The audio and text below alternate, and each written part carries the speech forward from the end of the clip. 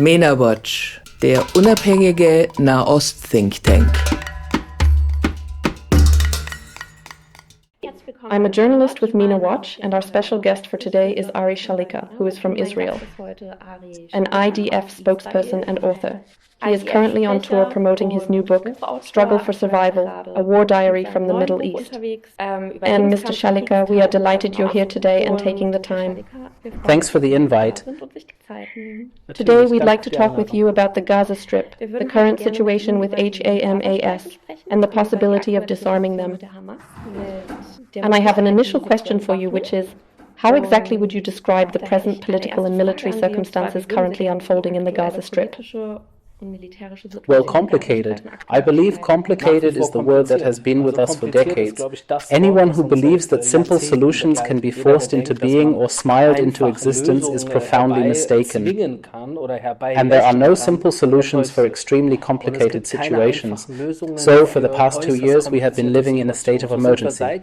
This state of emergency since October 7th has somewhat subsided, but we observe that the adversary, Hamas in this instance, is relentlessly persistent. They have yet to release all the hostages, even though they were expected to have freed nearly all of them a month and a half ago, and additionally, they were supposed to have disarmed in accordance with Phase 2 of the agreement. We now observe that they've capitalized on the past month and a half, during which they withheld the release of all hostages. They've exploited this window of opportunity not to relinquish their power in the region, but rather to fortify and strengthen their control. Thus, they are now once again in a position where they largely wield control throughout extensive areas of the Gaza Strip, particularly to the west of the yellow demarcation line, regardless of the implications this might have for the region. And how things proceed from here depends, of course, particularly on the Americans and to some extent on Erdogan, Qatar, the Egyptians, and also on Israel. You have already named several significant players. So what changes are you observing in the attitudes and behavior of the population in the Gaza Strip concerning Hamas? Well, there's west of the yellow line and east of the yellow line. However, to the east of the yellow line, the IDF's presence is quite strong, though there are almost no Palestinians residing there. Palestinians reside west of the yellow line, and in these regions where Hamas has reasserted control effectively, they're back in charge. One could argue the situation closely mirrors that prior to October 7th. However, portions of that region have now been reduced to rubble and a devastated wasteland due to the continuous conflict over the past 2 years. So in that sense, it's not the same as before October 7th.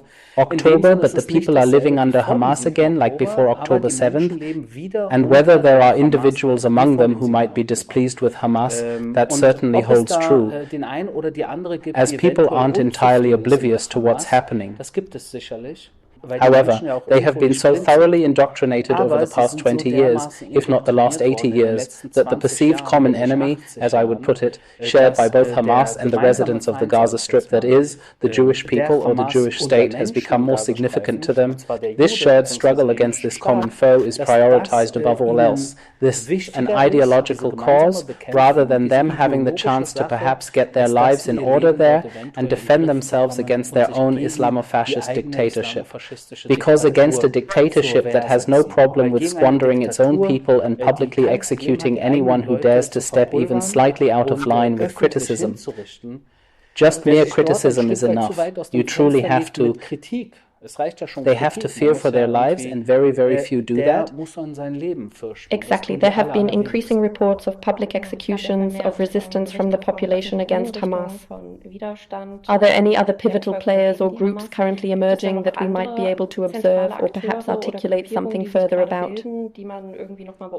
Indeed, immediately following the ceasefire, Hamas promptly initiated efforts to reassert its authority by specifically targeting any individuals or groups they identified as opposition, as a potential issue, or as those who might be inclined to collaborate with either the Israelis or the Americans, essentially anyone,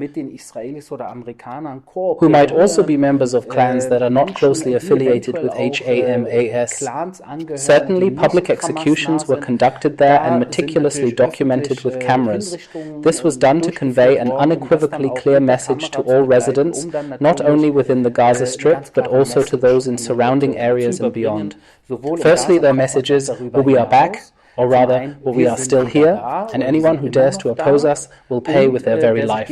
Nevertheless, some clans exist that aren't pro-Hamas. Rather, they stand almost as enemies to Hamas. This situation has its own internal reasons, which truly have nothing to do with Israel. For instance, there's the Abu Shabaab clan, along with 3 other groups that the Americans and Israelis have, at different times, cooperated with. They occasionally cooperate, sometimes openly, sometimes secretly, with the expectation that they might be able to establish zones where, I'm not sure if you could call them Hamas-free areas, but at the very least, places where control doesn't rest with Hamas, but rather with alternative clans and families who hold differing viewpoints. Some of them are Islamist, some are even criminals, but the enemy of my enemy, well, you know how it is. There is a compelling reason to engage in collaboration with the aspiration that the Gaza Strip might ultimately achieve liberation from Hamas's grip. If not entirely, at the very least, it's hoped that Hamas will cease to be the dominant power and instead be relegated to a lesser junior role. That's precisely what we are striving for, but to achieve that we really need partners. And if the Americans and Erdogan and Qatar don't have the exact same goal as the Israelis, it might get difficult. Do you see disarmament as realistic now? I truly wish I could give you a definitive yes, but observing the trajectory over the past month and a half, and of course, understanding how such a terror organization, which functions as the governing body of the Gaza Strip, operates. Well, it isn't just some random terrorist group that emerged from some unknown place and then entered the Gaza Strip, subsequently seizing control or holding it hostage. These are truly authentic Gazans who were elected in the Gaza Strip back in 2006. The people feel represented by them. The people are related to them and friends with them. They are, to some extent, on their payroll, and for that very reason, I genuinely don't believe Hamas can be completely disarmed.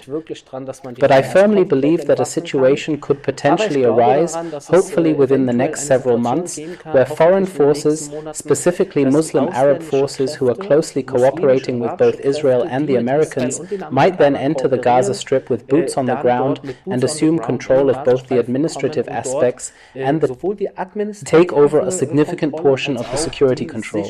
This could lead to problematic situations, as Hamas will fight back against it. There is a possibility that firefights will break out. However, as long as both the Americans and the Israelis are present on the ground and retain the capability to intervene if necessary, such an endeavor could potentially achieve its desired outcome.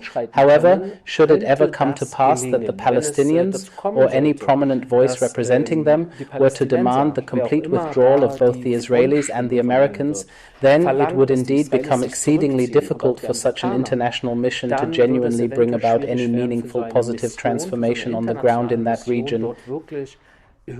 Is that also a forecast suggesting this could be the subsequent course of action if Hamas persists in its refusal to disarm or to allow itself to be disarmed and surrender its weaponry? Thus, one can safely assume that Hamas will not relinquish their weapons. They are acting as if they are prepared for a new administration to be set up in that region, one in which Hamas would not have any involvement whatsoever, completely excluded. However, they are probably aiming for something that is somewhat reminiscent of the Hezbollah style in Lebanon. This implies that in Lebanon, over the past 20 years, Hezbollah officials didn't directly seize power. One could argue they weren't theoretically in control of the nation, yet in practice, they certainly held significant sway and effectively ran things. Because they were indeed the strongest grouping, the most heavily armed grouping, and ultimately, even if one didn't see who was calling the shots, behind the scenes Hezbollah in Lebanon always ultimately had the final say. However, the front man might not have been a Hezbollah member, but he really had no alternative. The Hezbollah operative, armed and behind the scenes, was aiming at him, commanding, "You will do exactly as I expect, or it's the end for you." Hamas likely desires a similar outcome for the Gaza Strip. This suggests that eventually there may emerge certain Palestinians not affiliated with Hamas who are supposedly going to take charge in the future. The world will then be presented with the message, look here, we now have a fresh group, new individuals, new vitality, and everything is destined to improve. And Hamas is now, at best, simply a junior partner to the existing. And then, after that, there will be the government or whatever structure eventually takes shape. However, if you then delve a bit more deeply into the matter and genuinely confront the realities of the situation, it becomes clear that Hamas will probably, once the Israelis and Americans eventually pull out, maintain control through force by means of armed power, regardless of who is presented as the visible leader. Does the Palestinian Authority still have a significant part to play? The Palestinian Authority was thrown out of the Gaza Strip by Hamas in 2006, 2007, some of them literally from the 11th floor. Israel actually helped out Fatah clans by allowing them to depart from the Gaza Strip and relocate to Judea and Samaria, specifically the West Bank. However, the PA, the Palestinian Authority, lacks actual control over the A areas in Judea and Samaria within the West Bank, which have been designated as Palestinian autonomous territories since the 1990s, such as Ramallah, Jenin, Nablus, and Hebron. Even within these territories, if the Israeli military did not consistently operate as a guardian force, confronting the terrorists such as Hamas and Islamic Jihad through ceaseless, clandestine anti-terrorism missions conducted both day and night, then these areas would have most likely ceased to exist quite a while ago. The man survives and thrives, living thanks to the spirit of cooperation with the Israelis. The Palestinian Authority, which truly lacks significant approval and substantial popular support among the Palestinian populace, actually maintains its position of power solely because the Israeli military actively collaborates with them locally against the common enemy, against Hamas, against Islamic Jihad, against other Palestinian terror groups, gangs, clans, militiamen, whoever, who would seize the opportunity there. From the very first day that Israel were to withdraw even a little, they would instantly seize the opportunity, precisely as they did in the Gaza Strip, to dethrone the Palestinian Authority and seize power for themselves. This implies that all those individuals who advocate for a supposed two-state solution are, in effect, supporting the transformation of the second state, adjacent to Israel, into a terrorist state. This is because at present there is no viable path for a secular, Western-leaning and peace-oriented Palestinian force to truly take hold. The Palestinian territories, without Israel actively managing things on the ground, would quickly fall to Hamas and Islamic Jihad. The moment Israel retreats, these groups would mercilessly execute, abuse, and forcibly expel their rival Palestinian factions, taking full advantage of the power vacuum to solidify their control and eliminate any opposition. So, what specific role would these international forces, which you've already brought up, actually fulfill? Are there any specific guidelines or particular responsibilities that would need to be assumed, which are absolutely essential for effectively stabilizing the region? Well, the hope, of course, is that it would be somewhat similar, yet distinct to the 1945 Germany model. At that time, there was an occupation by the Allies who emerged victorious from the war. With boots on the ground in Germany, they ensured that Germany would not revert back to its former self. Turn back to evil, but rather get onto the correct course, right? And to achieve that, one truly needs to be present on the ground so as to give it a little push in the correct direction. And exactly the same scenario should unfold in the Gaza Strip. This implies that these allied powers, these Muslim Arab allies, would need to constitute a formidable force comprised of Muslims and Arabs, yet crucially, without any affiliation to Hamas. Therefore, if Erdogan or Qatar were to deploy troops now, it would be problematic as they are affiliated with Hamas. They're part of the Muslim Brotherhood, like Hamas. Israel opposes them. Israel, if it considers any, would prefer Arab Muslim forces that are at peace with Israel and maintain normal relations. This also includes countries like Indonesia or Saudi Arabia, which might soon align with this camp of peace alongside Israel, meaning nations in which Israel places greater confidence. To then, on the ground in the Gaza Gaza Strip, much like in Germany back in the day, ensure that Hamas does not again plunge the Gaza Strip into dire straits, but rather that the Gaza Strip progressively experiences favorable development step by step. The dream back in 2005, when Israel unilaterally withdrew and left the Gaza Strip to the Palestinians, was that the Gaza Strip, located on the Mediterranean between Egypt and Israel, a perfect location, would develop into a kind of Singapore of the Middle East. And Hamas unfortunately ruined it all, dragging the Gaza Strip through the mud. And it is indeed bitter. This must not happen again. These last 2 years have been too difficult. Too much blood has been shed and too much suffering endured for us to simply return to the previous state of affairs. And the real game changer would indeed be Arab Muslim allies who, empowered and with substantial support, will be present on the ground for an extended period, not merely for a short while, but for many years to guide the Gaza Strip onto the correct path and ensure its proper alignment. In your opinion, what role does Syria play in all this? Syria, I believe, less so when it comes to Gaza. I think that's a different scenario. Certainly, everything throughout the Middle East is interconnected and to some extent interwoven. However, the situation with Syria and al-Jolani presents a unique case where, as a former al-Qaeda terrorist and still on the American wanted list, he naturally seeks to portray himself in a completely new light now. We have certainly witnessed this in recent months. He desires to be recognized as a leader, as the new leader of Syria, who seemingly has good intentions. I certainly have my reservations about it, but he must demonstrate what he and his associates intend to accomplish with Syria. Israel also maintains very definite red lines concerning Syria. Certainly one of the red lines involves the minorities in Syria who are close to us. This primarily includes the Druze, but also the Kurds and the Christians. As Jews, a minority group that has historically faced pogroms worldwide, we absolutely do not wish to witness such situations unfold in Syria. And secondly, because we have naturally been engaged in a prolonged state of conflict with Syria for an extended period, we aim to absolutely guarantee that we will not be caught off guard once more by any Islamofascist terrorists who might gather along the Israeli border and subsequently attempt to infiltrate Israel. That is precisely why we do, of course, maintain an IDF presence in southern Syria, not far from the border with Israel. And it remains to be seen in which specific direction al-Jolani truly guides Syria. So how's the mood currently in Israel? We've just lived through 2 years that I believe were incredibly exhausting, truly difficult, and quite traumatizing. The very last of the living hostages have now returned. How does the civilian population currently feel about the actions in the Gaza Strip? There are different currents, different opinions on that. Yes, Israel is a robust and vibrant democracy where a multitude of diverse opinions are expressed. So you have the full range, from far right to far left, from devout to secular, from white to black. It's all present.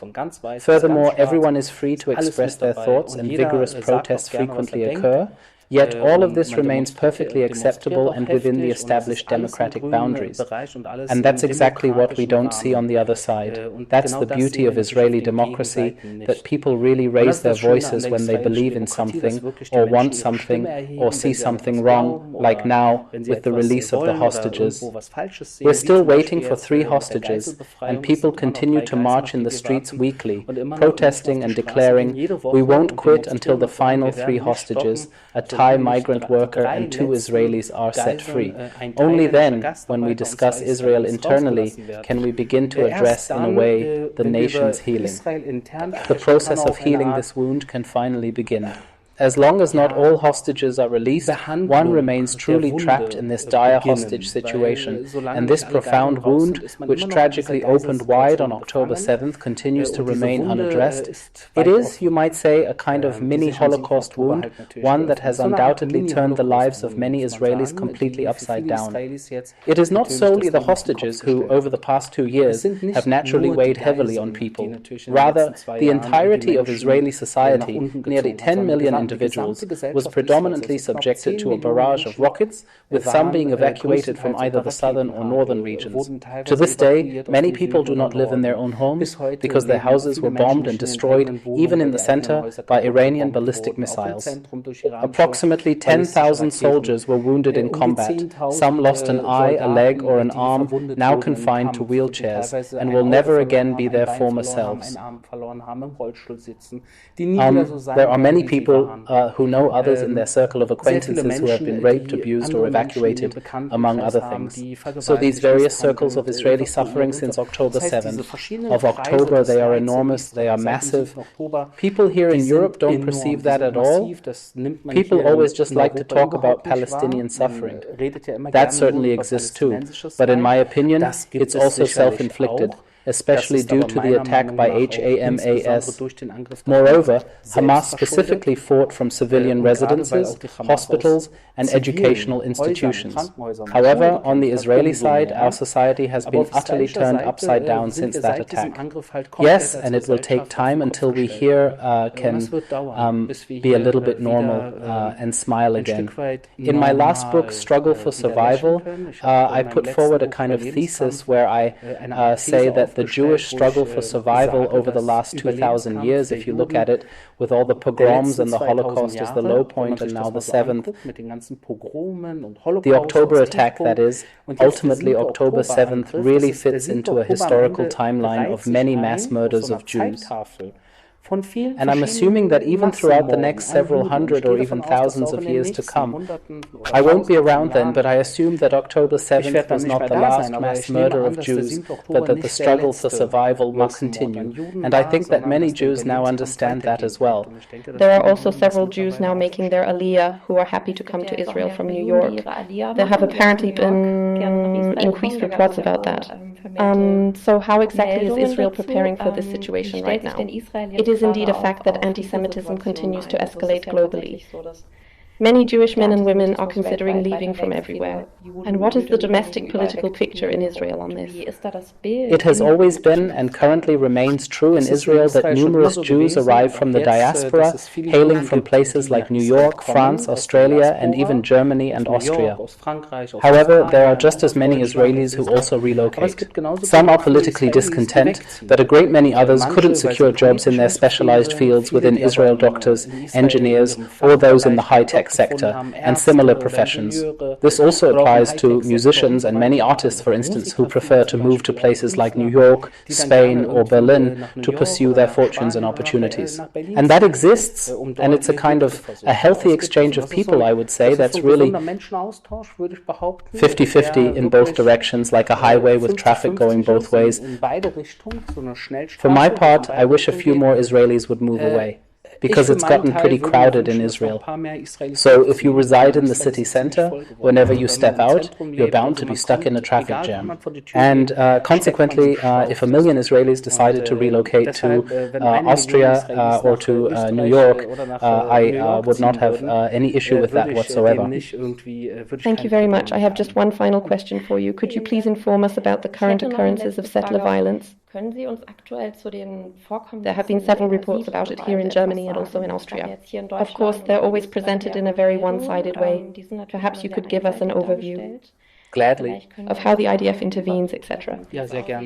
Yes, unfortunately, there are several hundred radical extremist Jewish Israelis causing problems within the Judea and Samaria region, also widely recognized as the West Bank.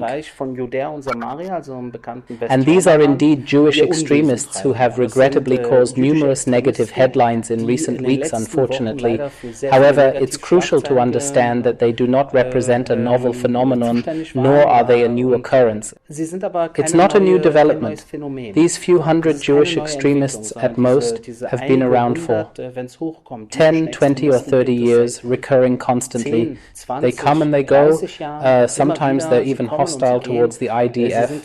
They attack uniformed soldiers. They attack army jeeps because they firmly believe things must be exactly as they desire them to be.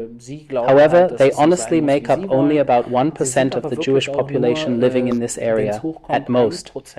The problem is that many of the people who live there, many Israelis, just aren't like that. Many commonalities exist between Jews and Arabs, Israelis and Palestinians in this region. There are many who have truly forged a life together, side by side, in that area over recent decades. And these relatively few hundred Jewish extremists, they truly create such an enormous amount of media presence that one gets the distinct impression that settler violence is somehow occurring on every street corner and has spiraled entirely beyond any reasonable limits. It's like making a mountain out of a molehill. And I don't mean to trivialize the molehill, because it is indeed a problem, and the IDF, along with the Internal Intelligence Service and the police, is quite aware of this issue. Are sufficient actions truly being implemented at this very moment to, shall we put it, effectively curb this specific type of violence? I don't believe so, and a primary reason for this is that concurrently with the Jewish violence, there's also the constant Palestinian terror violence day and night. So one possesses only a limited measure of available manpower, necessitating constant effort to counteract the Palestinian terror perpetrated by Hamas and Islamic Jihad. And it seems to me that at times there's a scarcity of resources available to address the Jewish extremist terror. Yes, you could accurately label it as terror with a bit more impactful eloquence, while simultaneously confronting the ongoing Palestinian terror. Is that probably also a point where the Israeli government would need to take action first and foremost? Well, the government does what it does. That's politics, and they want to serve their voters. And politicians are already looking to next year because elections are set in Israel. Nobody wants to do anything wrong, but politics aside for a moment. In the end, when it comes to security, that's the responsibility of the security services. And although the security services are indeed subordinate to politicians, politicians may be above security services, yet they maintain independence. Their mission involves ensuring the local population's safety. The IDF, police, and domestic intelligence service operate on the ground day and night at all times, everywhere. And unfortunately, there are gaps there too.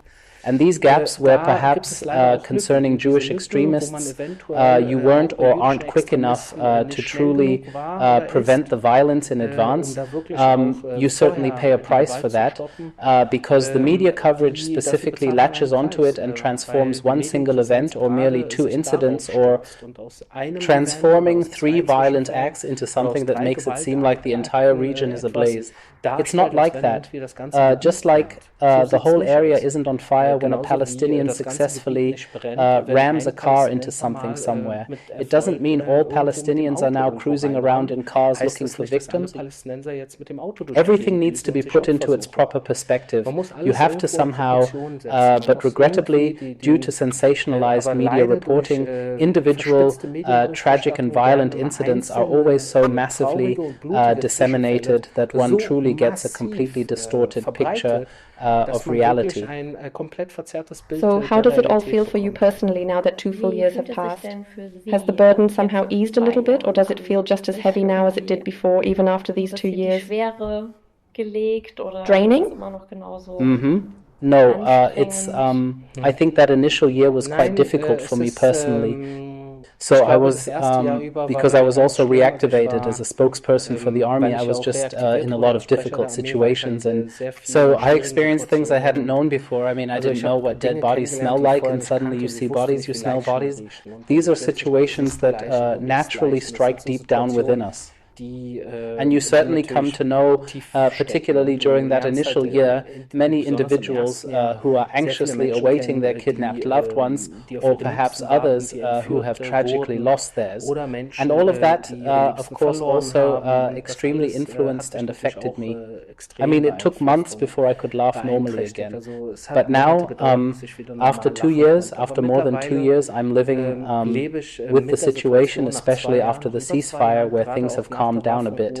Things aren't truly peaceful yet. The weapons you see, they haven't been put away into storage. Instead, they are still actively being utilized.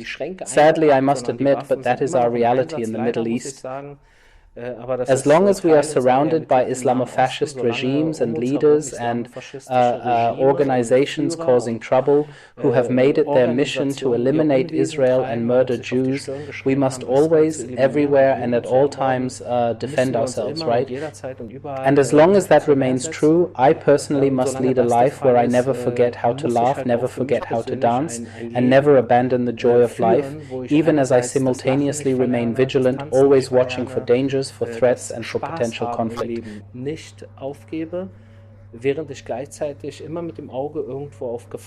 Looking and also focusing on defense.